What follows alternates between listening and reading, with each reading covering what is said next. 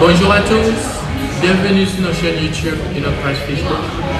Aujourd'hui, nous allons parler de Alibaba. Avant, je me nomme Nickel Blois, votre expert en relations commerciales en Chine et votre partenaire fier pour tout achat en Chine.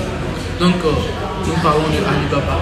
Alibaba est une plateforme qui vous permet, qui facilite la mise en relation entre fournisseurs et acheteurs. Et aussi, cette plateforme gigantesque a aussi révolutionné le monde du sourcing et tout ce qui est achat en Chine. Donc aujourd'hui, nous allons vous expliquer certains secrets de Alibaba pour éviter de se faire arnaquer. Parce que récemment, nous avons des clients qui nous ont contactés et ces derniers se sont fait arnaquer sur cette plateforme. Alors pour éviter de se faire arnaquer, il faut suivre une certaine méthodologie pour contacter le fournisseur. Il faut suivre certaines étapes pour entrer en contact avec le fournisseur et de passer votre commande. Donc dans cette vidéo, je vais vous expliquer les étapes à suivre, la méthodologie à suivre pour acheter sur Alibaba. Donc let's go. Et là, nous sommes sur le guide d'achat en Chine. Et notre guide d'achat vous permet d'identifier les intermédiaires et trouver la meilleure usine en Chine pour la production de la marchandise que vous voulez, si vous devez personnaliser et autres. Et là, il y a des choses à ne pas faire. D'abord, ne pas perdre de temps sur le prix. Ça, c'est la première des choses. La seconde, c'est ne pas perdre de temps sur le MOQ. Qu'est-ce que signifie MOQ? Minimum Order Quantity. Ça, c'est la définition en anglais. Et en français, je peux le résumer en la quantité minimum à passer comme commande chez le fournisseur. Et ces deux permettent d'identifier le professionnel et l'amateur. Parce que l'amateur, d'abord, il va se précipiter sur le prix et le MOQ. Et la plupart du temps, lorsque vous vous focalisez sur le prix, vous vous faites beaucoup arnaquer parce que ces arnaqueurs, ils ont toujours les prix très bas sur le marché, juste pour attirer la clientèle vers eux. Donc, à éviter. Et là, la seconde des choses, il faut d'abord chercher le meilleur fournisseur. Une fois que vous trouvez le meilleur fournisseur, vous pouvez négocier le MOQ, qui est la quantité minimum comme commande, et aussi négocier le prix. Parce que le meilleur fournisseur, il va automatiquement offrir la meilleure qualité et plus. Parce que le meilleur fournisseur aussi offre la qualité rapport-prix. Ce qui est très important, c'est ce qu'il faut prendre en considération lorsqu'il s'agit d'acheter en Chine. Parce que le meilleur fournisseur vous permettra d'avoir le bon produit, un produit qualité rapport-prix et aussi avec le meilleur fournisseur, vous pouvez négocier le prix et le MOQ. Ça à prendre en considération. Ok, ceci est appelé la pyramide du sourcing Alibaba, aussi appelée la pyramide de recherche Alibaba. Et cette pyramide est divisée en trois parties, le filtering, matching et sorting. Cette pyramide nous permet de trouver la meilleure usine et aussi d'identifier les intermédiaires. Or, récemment, l'équipe EasyTrade Africa, nous avons fait une étude en fonction d'un produit qui était une chaussure. Alors, nous avons entré dans la barre de recherche chaussures pour femmes. Nous avons eu comme résultat plus de 100 000 produits du même genre et aussi nous avons reçu près de 980 usines produisant ces 100 000 chaussures et parmi ces 980 usines, il y avait 287 qui étaient certifiées. Et là, lorsque nous avons continué à pousser la recherche plus, nous avons trouvé qu'il y avait une centaine, voire une cinquantaine de fournisseurs qui étaient des Gold Members Alibaba et qui avaient la Trade Assurance. La Trade Assurance permet de te donner l'assurance que ce fournisseur, il a déjà fourni des grandes entreprises et il est vraiment fiable et tout. Et là, lorsque vous partez à travers ce filtre, vous trouvez le meilleur fournisseur. Alors ça, c'est l'étape à suivre. Si vous voulez acheter un produit sur Alibaba, d'abord, essayez d'identifier les Gold Members et les Trade Assurance. Si le fournisseur n'a pas de Trade Assurance, il est fort probable qu'il soit un intermédiaire et non une usine.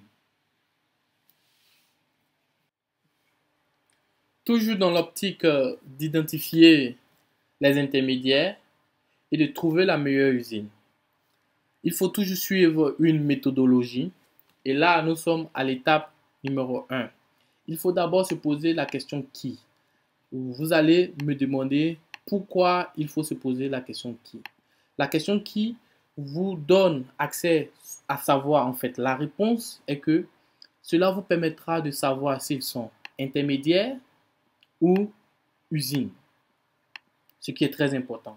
D'abord, le nom d'une entreprise donne beaucoup d'informations, plusieurs informations à tenir en compte. D'abord, le nom d'une entreprise en Chine est constitué de 4 éléments très importants. D'abord, le lieu d'enregistrement, le nom de l'entreprise, le produit principal et le type de partenariat. Dans ce cas de figure, nous avons une entreprise que nous allons prendre pour exemple, Shanghai Haoyang Pump Valve Company Limited. D'abord, le nom de l'entreprise qui est Shanghai, qui veut dire que l'entreprise est enregistrée à Shanghai, c'est-à-dire le lieu d'enregistrement. Et là, le nom de l'entreprise qui est Haoyang, ce qui est le nom de l'entreprise. Et là, nous avons le produit principal. C'est ici, il faut prêter plus d'attention. Le produit principal de l'entreprise. Dans notre cas de figure, nous avons Pump Valve. C'est-à-dire quoi? L'entreprise, elle est spécialisée dans la production des pompes et des valves.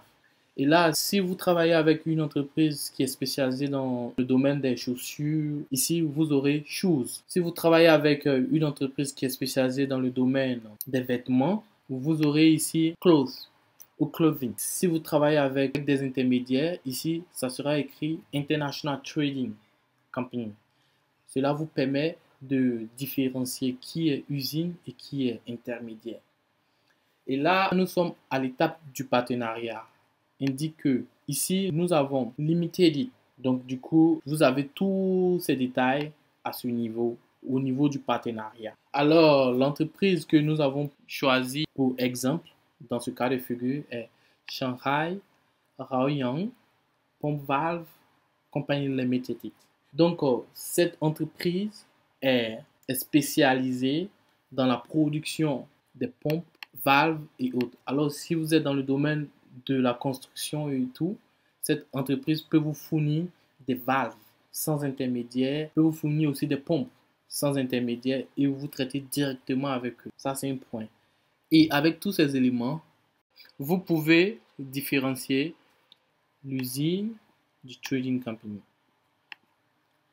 Et là aussi, vous aurez le nombre d'années, la maturité de l'entreprise dans son domaine d'activité, ce qui est très important. Et là aussi, vous avez le certificat de l'entreprise. Il est bon de demander à l'entreprise s'ils ont un certificat ISO 9000 ou un certificat ISO 14000.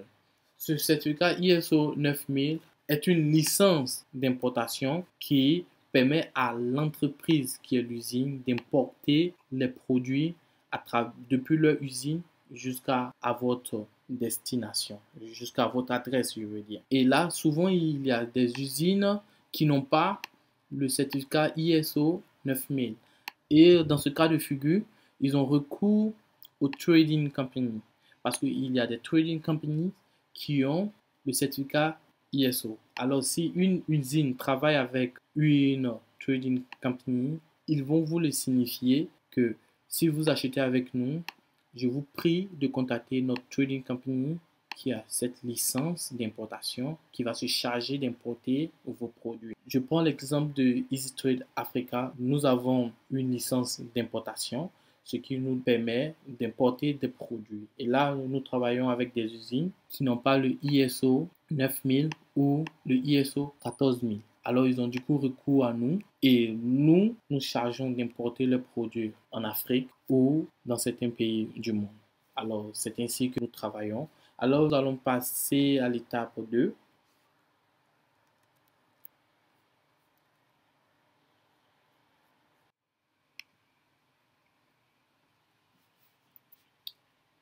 Étape 2.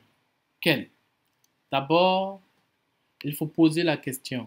Quelle est la concentration du produit, la matière première, la cohérence de la qualité, ce qui est très important, et demander les certificats. Parce que tous ces certificats listés ici sont les certificats que uniquement les usines ont le droit d'avoir. Donc, et cela vous permettra d'identifier les intermédiaires des usines.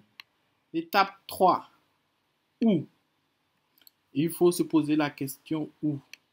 Et cette question vous permettra de différencier les intermédiaires et l'usine. D'abord, au niveau de l'adresse. L'adresse vous dit beaucoup sur l'entreprise.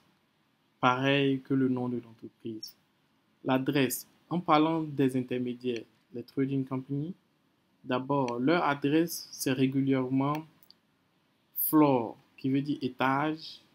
Voilà. Donc, du coup, ça donne déjà l'idée d'un groupe de personnes qui se sont unies pour créer, en fait, une entreprise ou un système dans lequel ils veulent se faire de l'argent.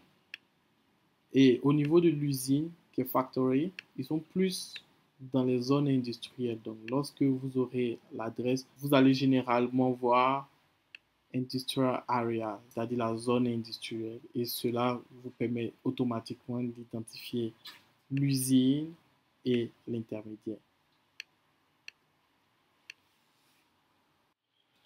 L'étape numéro 4, comment? Il faut se poser la question comment est-ce que ces derniers travaillent? Sont-ils professionnels? Avant de vous engager définitivement. Et là, vous devez procéder par email. Envoyez un email en anglais. Oui, en anglais, parce que l'anglais, c'est la langue du business. Et là, du coup, vous devez vous adapter au marché. Et là, du coup, vous utilisez une application de traduction. Et là, vous écrivez votre email de manière formelle et vous le soumettez à l'entreprise, à l'usine.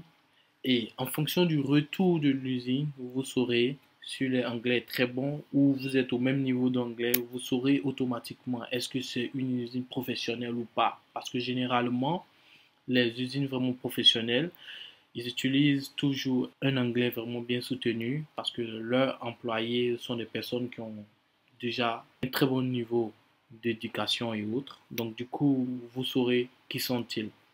Et le second point, vous pouvez leur demander est-ce que c'est possible de faire un appel vidéo, vous et votre agent qui est Easy Trade Africa. Est-ce que c'est possible à 3 de procéder par appel vidéo pour qu'ils puissent vous montrer l'usine? Ça aussi, c'est un très bon point pour éviter de se faire arnaquer. Et le troisième point, vous pouvez même demander à Easy Trade Africa de se rendre sur les lieux à l'adresse de l'entreprise, de l'usine bien sûr, de faire des vidéos, de faire des appels vidéo avec vous pour aussi vous mettre en confiance parce que nous procédons de cette manière pour vous permettre d'investir de manière sécurisée et d'éviter de vous faire arnaquer. Et là, nous sommes au terme de notre vidéo. J'espère que vous avez appris quelque chose.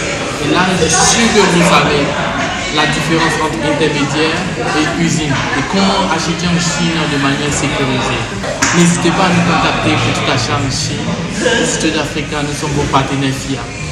Easy Trade is one.